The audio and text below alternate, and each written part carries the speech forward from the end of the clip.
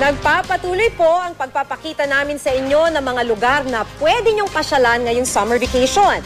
Sa mga naghahanap ng relaxation, may irerekomenda namin ang isang tagong waterfall sa Bohol. At kung maaksyong aktibidad naman ang nais nyo, magtungo na kayo sa Siargao at mag-surfing doon. Makibalita tayo kay Steve Dailisan.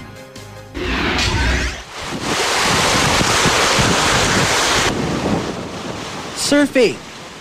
It's more fun here in the Philippines. Surfs up na dito sa Cloud9 sa Siargao Island, ang surfing capital of the Philippines at pangwalo sa world's 50 best surf spots ng CNN Go. Tinawag daw ang lugar na Cloud9 dahil formang number 9 ng mga alon dito. Animoy nasa alapaap daw kung nakasakay sa ibabaw ng mga alon. We came here for vacations because here is hot and always summer, and we are searching for big waves, and tomorrow we will go there to Siargao Island. Kasama naman ang iyong special someone, langhapin ang preskong hangin sa wooden bridge na ito kung saan kita ang mga aksyon sa dagat.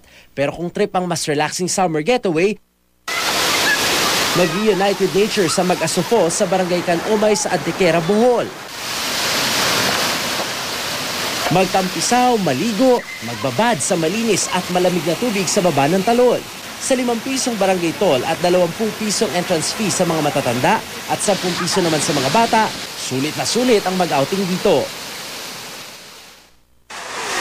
Sa Tanhay Negros Oriental naman, beach at mangrove forest ang sikat na pasyalan. Sakto ang katahimikan ng mangrove forest para magmuni-muni at diretso lang sa beach para mag-swimming. Sakaling magutom, subukan ang specialting kakaning dito na budbud de Tanhay. Gawa ito sa malagkit, gata at asukal at sinahugan ng iba pang pampalasa. Beach din ang isa sa mga dinarayo sa Lawag, Ilocos Norte. Dito, hindi na kailangan pang umupa ng cottage kung walang budget. Pwede kasing maglatag ng banig sa buhangin sa tabing dagat at mag-relax. Pero wag lang po mag-iiwan ng basura ha.